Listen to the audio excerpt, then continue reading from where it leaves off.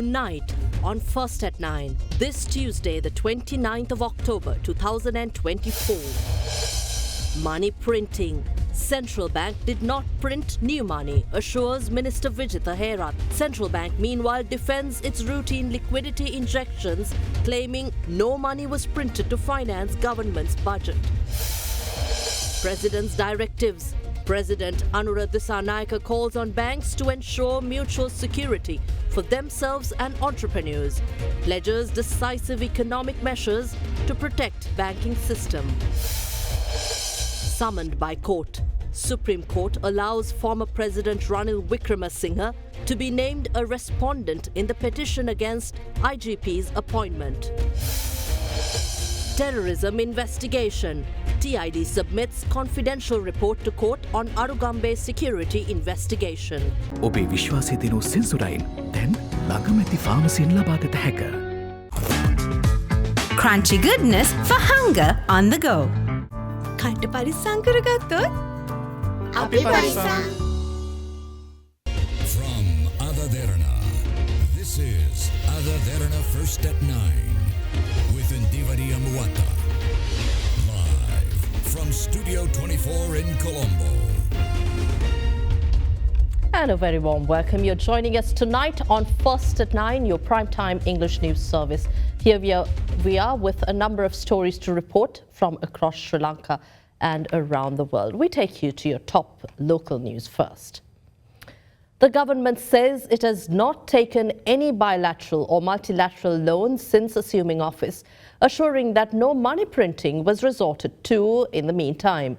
Cabinet spokesperson Minister Vijitha Herath noted that only usual procedure for issuing government securities took place during this time.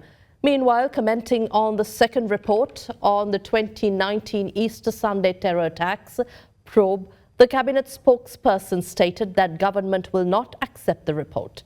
During today's cabinet briefing, Minister Herath said a broader investigation will be conducted to identify any shortcomings in prior investigations as well as to hold accountable those responsible for the attacks. This issue was not created by us. If the former government had followed the correct procedure in issuing passports, there would not be a crisis now. මේ වෙනකොට දිනකට passport කීයක් විතර නිකුත් වෙනවද මුතුමා? 1600ක් අපි නිකුත් කරනවා. ඒ කියන්නේ පූර්ණ ධාරිතාවෙන් පාස්පෝර්ට් නිකුත් වෙන්නේ නැහැ තාමත් ලංකාවේ. ඇත්තටම අපිට අර ඇනෝම් කර ප්‍රමාණය ලැබෙන්නේ කොටස් වශයෙන්. We are receiving the passports we ordered in batches. From each batch, some are issued by the department while a fraction is retained for priority cases that required expedite service. For those who are not in urgent need of travel, we request that you refrain from rushing to apply as a large batch of passports is still pending arrival. This allows us to prioritize individuals with urgent travel requirements. අත්‍යවශ්‍ය අවශ්‍යතා තියෙන පමණක් මේක ලබා ගන්න කියන ඉල්ලීම අපි ජනතාවගෙන් කරනවා. දැන් පහුගිය ඔය ආරුංගම්බේ සිදුවීමත් එක්ක ඔබතුමාලාට මොනවා හරි තක්සේරුවක් තියෙනවද රාජ්‍යතාන්ත්‍රික කටයුතු කළමනාකරණය කිරීමේදී යම් යම් ආකාරයකට රටවල් ශ්‍රී ලංකාවට බලපෑම් කරනවා කියලා මොනවා හරි ආකාරයක වක්‍රාකාරයෙන් තියෙනවා කියලා එහෙම හැඟීමක් තියෙනවද? අපේ බුද්ධ්‍යංශ වලට යම් තොරතුරක් විදේශීය බුද්ධ්‍යංශ මගින් ලබා දීලා තිබුණා. Our intelligence services received information from a foreign intelligence source. As a responsible government, we felt it necessary to implement strict security measures. Accordingly, we convened the Defence Council and made swift decisions. It is premature to conclude whether this is foreign influence or potentially misleading information. The credibility of the information will be confirmed upon completion of our investigations. ආණ්ඩුවට ණය ගැනීම ගැන චෝදනා එල්ල වෙනවා. තියෙනවා IMF programme එක රීනිගෝෂিয়েට් කරනවා කියලා. මොන කලාපවලද මොන වගේ පැතිවලින්ද රීනිගෝෂিয়েට් කරන්න කියලා. ඇත්තටම කිසිදු ආකාරයක අලුත් ණයක් කිසිදු රටකින් ඒ වගේම කිසිදු ආයතනයකින් විදේශ වශයෙන් අපි ලබාගෙන නැහැ. We have not taken any loans from any country or institution. The central bank has a standard process to reissue treasury bills and bonds as all the ones expire, which is what has occurred. Furthermore, we have not printed any new currency as this action was restricted by our agreement. If money had been printed, it would bear the signature of the president, who also serves as finance minister. However, no such currency exists. During recent discussions with the IMF in Washington DC, topics such as taxes, including VAT and income targets were covered. However, no final decisions have been reached. අවසන් නිගමන වලට ඇවිල්ලා තීන්දුව తీරන අරන් තිබුණේ නැහැ. ගිය රජය බලාපොරොත්තු වුණා රජයේ සේවකයන්ට රුපියල් 5000 ගානේ දෙනවා කියලා කිව්වා. නමුත් ජනාධිපතිතුමත් සඳහන් කරනවා මම මුදල් වෙන් කරලා ගියේ ඇයි ඔබලා ඒක දෙන්නේ නැත්තේ? We assure state employees that we will not mislead you.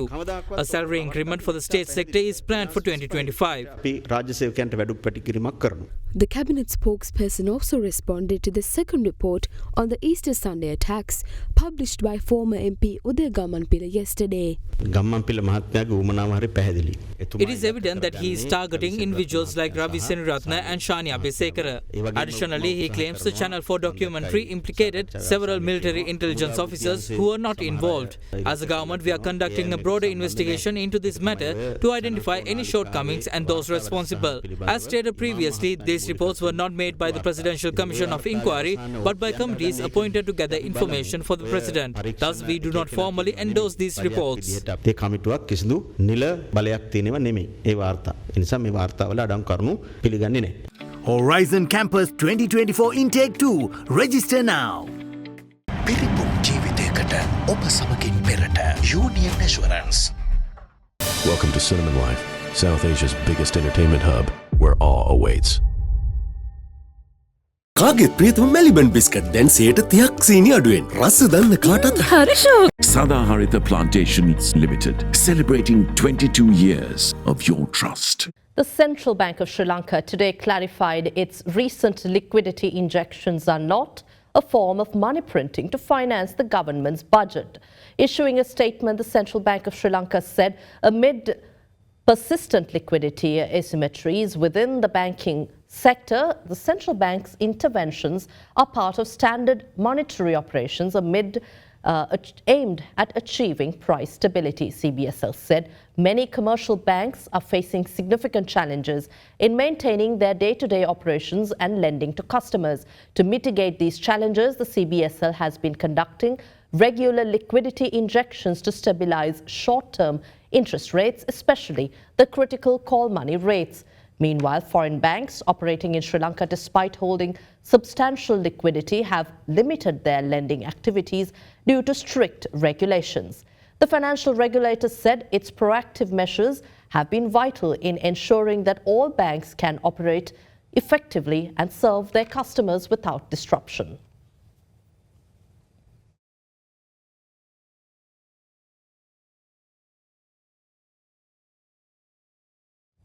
Now, during discussions with the Sri Lanka Banking Association, President Anura Dissanayake emphasized the need for banks to protect and support entrepreneurs as well as to ensure the security of the banking sector. In a separate meeting with the National Procurement Commission, the President directed officials to address significant shortcomings in government procurement processes. Additionally, during a meeting with senior officials from the Export Development Board, the President highlighted the importance of establishing a single service window to facilitate export trade. President Anura Dissanayake engaged in a discussion with officials of the National Procurement Commission yesterday at the Presidential Secretariat, focusing on current procurement laws and procedures. NPC officials informed the President that although around 60% of all government expenditures, including capital expenses, should ideally follow a proper procurement process, shortcomings in this process are causing significant losses to the government, creating great opportunities for fraud and corruption. The discussion also covered issues related to delays, lack of transparency and inefficiencies in the procurement process, and minimizing shortcomings in handling unsolicited proposals and public-private partnership procurements. President Dissanayake highlighted the need to further expanding the authority of the NPC to establish more systematic procurement planning. Meanwhile, today, President Dissanayake engaged in a discussion with members of the Sri Lanka Banks Association. The head of state highlighted the critical importance of digitizing Sri Lanka's economy, including the implementation of a national digital ID initiative, which he pledged would be completed within 1.5 years. He also discussed the need to protect and support entrepreneurs through the banking system, cautioning that any misuse of this support could undermine progress. He stressed that the approach should ensure security and mutual benefit for both banks and entrepreneurs. In the meantime, during a meeting with members of the Ceylon Chamber of Commerce, President Dissanayake pledged to ensure the digitization of the entire country within the next 3 years. The head of state also conveyed the government's intention of significantly reducing electricity tariffs in the coming years. Members of the Chamber of Commerce expressed their willingness to support Sri Lanka's economic development without any financial compensation. Meanwhile, during a meeting with senior officials from the Export Development Board and exporters, the President highlighted the importance of establishing a single service window by integrating various government agencies and Sri Lanka Customs to facilitate export trade. The conversation also covered the government's future plans to increase export income, focusing on investment promotion, proper regulation, research and development, infrastructure development, productivity enhancement, market access, digitization and tax concessions. Meanwhile, a meeting was held yesterday at the Presidential Secretariat between the Secretary to the President Dr. Nandika Sanath Kumanayaka and Managing Director of Port City Colombo Private Limited, Xiong Hong Feng. According to the President's office, the discussion centered on the progress of the Colombo Commercial City Development Project with a focus on new strategies to address anticipated economic challenges. Port City Colombo also made a donation of 3 million rupees to aid those affected by recent flooding. Fast track your career from O-levels with eSoft. කාගෙත් ප්‍රියතම Maliban biscuit දැන් 30ක් සීනි අඩුවෙන්. රස දන්න කාටත් හරිෂෝ. දරුවන් ගැන ඒ තරම්ම හිතන නිසයි ලංකාවේ අම්මලා විශ්වාසයෙන් මෙලිබන් කිරිම දෙන්නේ. After O-levels, start your Australian university degree in just 8 months with ACBT's Foundation Program. Enrollments close on 21st October. Call 071 115 1234 for Colombo or 077 011 3223 for Kandy. ඩයබටිසෝල් සීනි වලින් පරිස්සම් වන ඔබට අමතක නොවන පෝෂණය. The Terrorism Investigation Division today informed the Colombo Magistrates Court that 2 suspects arrested in connection with a planned terrorist attack in Arugambe will be detained further for interrogation. The TID also submitted a confidential report to court regarding the Arugambe attacks. The investigation officers submitted a highly confidential report regarding the progress of the investigation to the Colombo Additional Magistrate Pasan Amarasena today. The additional magistrate, after considering the presented facts, ordered the TID to report further progress in the investigation to the court.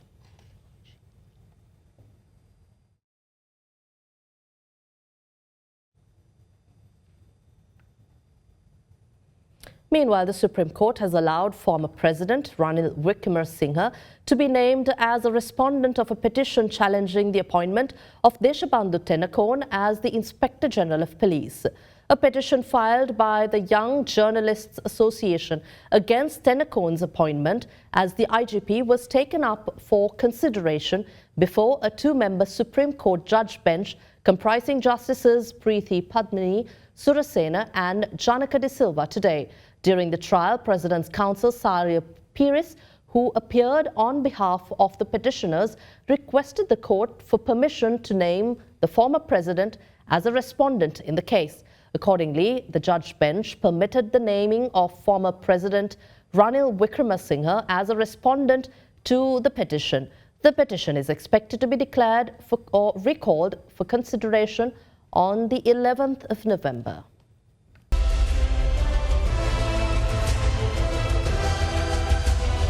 Sri Lanka decides 2024.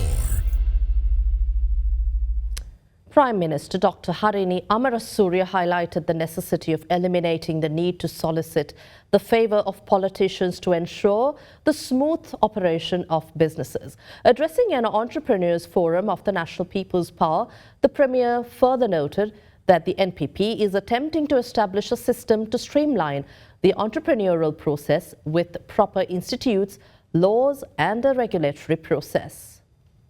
An entrepreneurs forum of the National People's Power was held in Avisavela last evening under the patronage of Prime Minister Dr. Harini Amarasuriya. අපි දන්නවා ව්‍යාපාරික ව්‍යවසායක ප්‍රජාව නියෝජනය කරන ඔබ සියලු දෙනාටම තමයි. We are aware that all of you who represent entrepreneurs had many questions with regard to the National People's Power prior to the 21st of September. Our opponents expended a significant effort to induce that fear in you. They said the economy and exports will collapse, we will take over businesses, and that queues will be formed across the island once again. It has been proven that those claims were lies. Even the entrepreneurs who did not vote for us are willing to work with us now. We will eliminate the need to solicit the favor of politicians to ensure the smooth operation of businesses. We are attempting to establish a system. We will have a plan, institutes, laws, and a regulatory process. You can work accordingly. We must end the era that required the intervention of politicians for every function within this country. We have already initiated this process.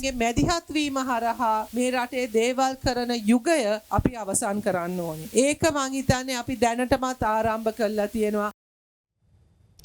Samagi Jana Balawege leader Sajith Premadasa asserts that former President Ranil Wickremesinghe and his government trapped Sri Lanka in a precarious situation by committing to commence debt servicing by 2028, despite the International Monetary Fund instructing Sri Lanka to begin debt servicing in 2033. Addressing a public meeting, Premadasa questioned whether Sri Lanka will be able to commence repaying debt in 2028 if tourism earnings decline owing to the recent threats to national security.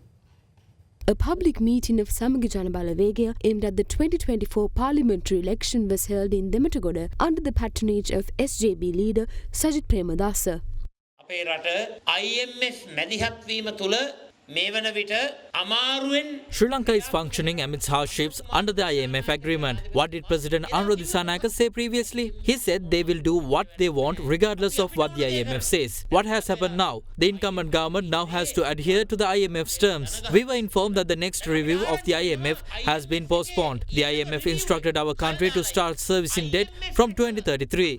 However, the former president government pledged to start repaying debt from 2028. If tourism earnings decline owing to the threats to national security, how will we commence debt servicing in 2028? The former president and his government trapped us in a precarious situation before leaving office. පුදුම මර උගුලක ඉර කරවලා තමයි ගෙදර ගිහිල්ලා තියෙන්නේ.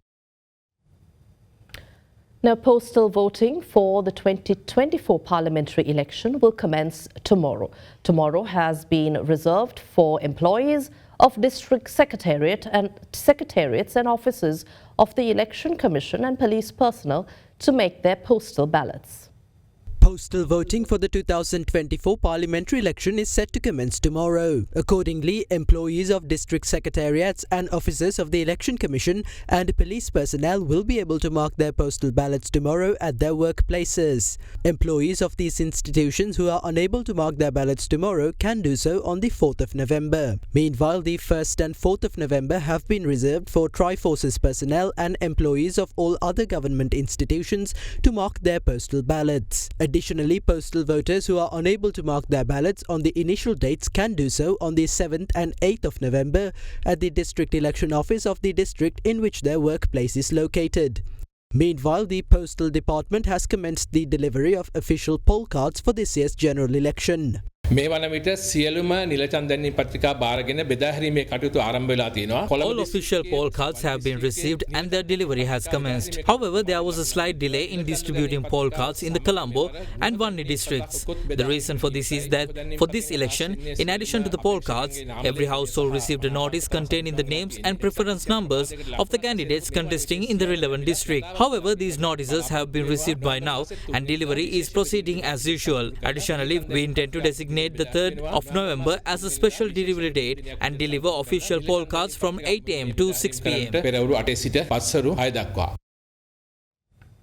Leader of the Sarva Janabala Alliance, Dilip Jayavira, noted that the country requires a modern political culture and went on to point out that the government has failed to fulfill its pre-election promises. Jayavira called on public servants to vote for his alliance in order to establish a powerful opposition that will represent them in parliament. The leader of the Sarva Jana Balaya Alliance, Dilip Javira, and several other party representatives visited several Buddhist temples in the Divulapitiya constituency today and received blessings from the clergy. At a time when almost every mainstream political party is collapsing, we have formed an alliance all nationalists can be a part of. A country requires a new political culture. We request the people to vote for us to establish a powerful opposition in order to set up a new political culture in the country. අවස්ථාව දෙන්න.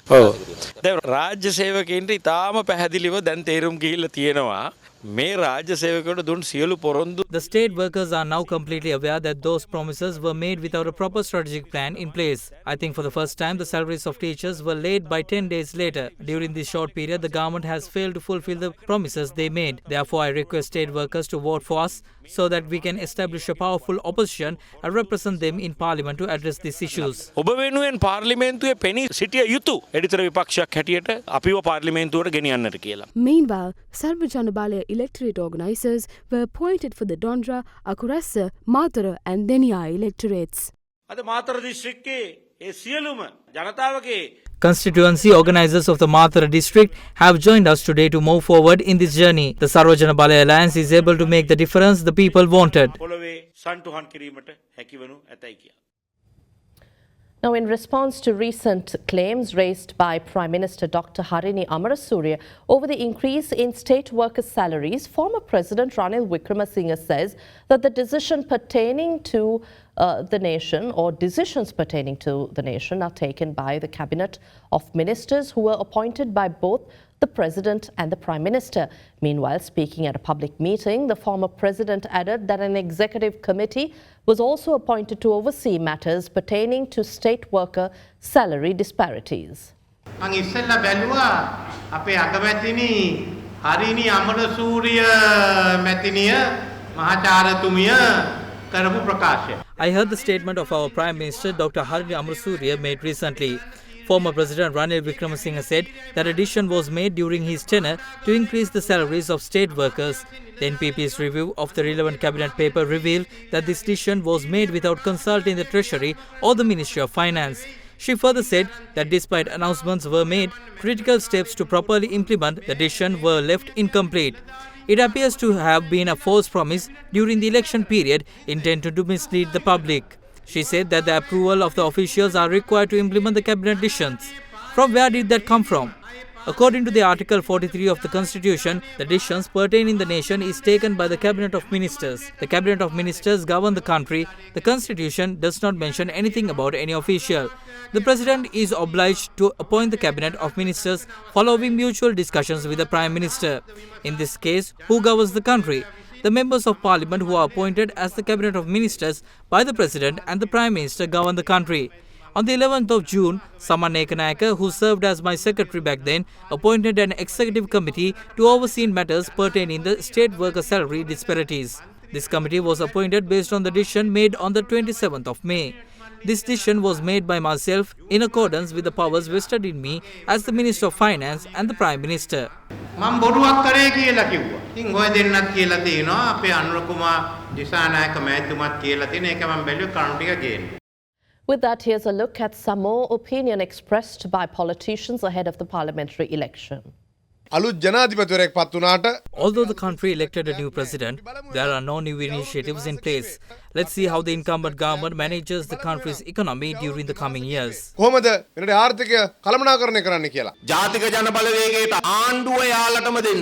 The government should be led by the NPP so that they can fulfill all the promises they made. We do not intend to play the role of a traditional opposition. Sarva Jana Balaya is ready to assume the responsibility for the country at any time.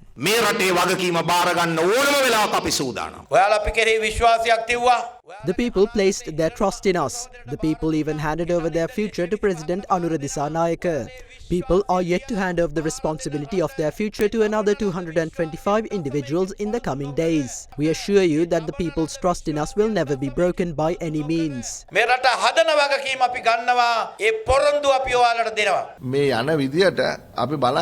All eyes are on the government to see how they address the issues arising within the country. I urge the government to first address the issues pertaining to the supply of rice and coconut. I don't know whether the government is aware of what they are doing.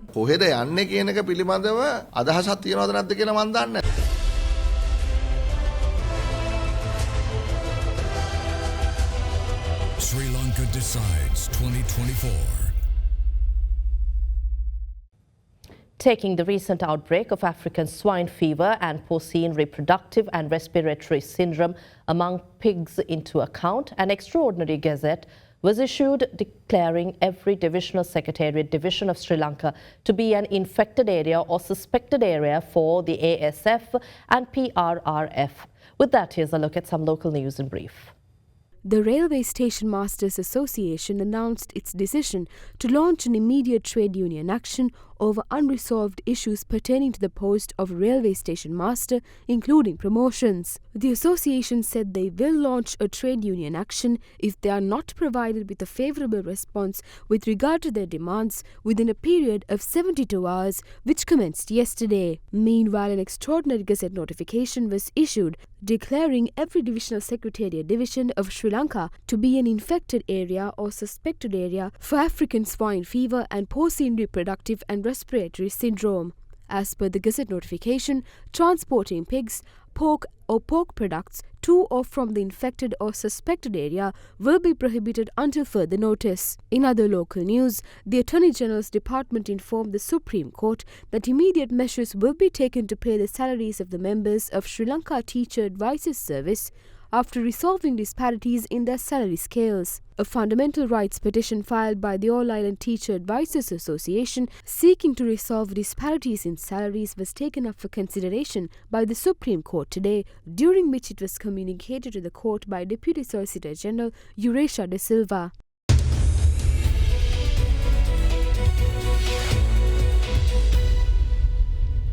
Welcome back. We take you to business news. Sri Lanka has awarded the contract for supplying liquefied petroleum gas for state-owned Litro Gas Lanka in the year 2025 to an Oman-based trading company. Government said following a tender process conducted under single-stage, double-envelope system and international competitive bidding protocols, only two institutions, MS OQ Trading Limited and MS Siam Gas Trading Private Limited, had submitted bids. Sri Lanka and Indonesia plan to submit a joint application to enhance apparel exports eligibility under the United Kingdom's tariff scheme for developing countries. Since the UK implemented its own global tariff and generalised scheme of preferences post-Brexit, Sri Lanka's garment sector has faced challenges due to limited local fabric production, a requirement for tariff benefits. Through interregional accumulation provisions, Sri Lanka aims to source fabrics from Indonesia, enabling both countries to claim preferential benefits when exporting to the United Kingdom. And at the Colombo Stock Exchange, the Bourse closed in green today, aided by gains in counters such as Hat National Bank, Commercial Bank and Sampath Bank. The benchmark ASPI climbed 1.07% to 12,745, while the more liquid S&P SL20 gained 1.71% to end trading at 3,855. Turnover crossed 3.9 billion rupees. Banking sector was the top contributor to market turnover, while foreign participation was subdued, with foreigners closing as net buyers.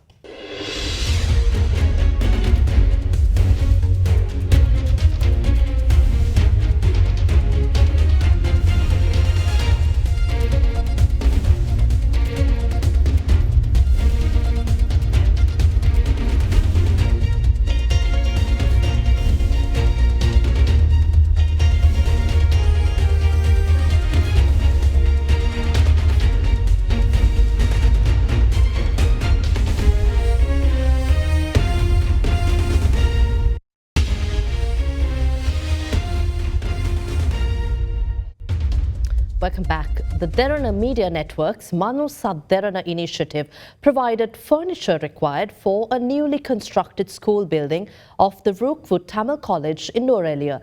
The new building, constructed at a cost of 3 million rupees, was inaugurated yesterday. On the 22nd of September, the foundation was laid for the construction of a new building of the Rockwood Tamil College in Norelia. This building was constructed with a cost of 3 million rupees as part of the island-wide educational development project led by the chief incumbent of the Hantana Sandagiri Mahasaya Temple, Venerable Gangasiripura Dhammaloka Thera. The inauguration ceremony of the newly constructed building was held yesterday under the patronage of Gangasiripura Dhammaloka Thera, the executive director of the Derana Media Network, Madhava Madawala, and chairman of Janata Estates Development Board, Janata Tilakaratna. Although the construction of the building is over, our work does not end here. It is imperative that we implement measures to ensure that students receive the opportunity to obtain university entrance. This initiative will be launched in collaboration with the Zonal Education Director of this area. The furniture required for the new school building was provided by the Derana Media Network's Manusadharana initiative. And that wraps up tonight's edition of First at 9. We'll see you again tomorrow. Good night.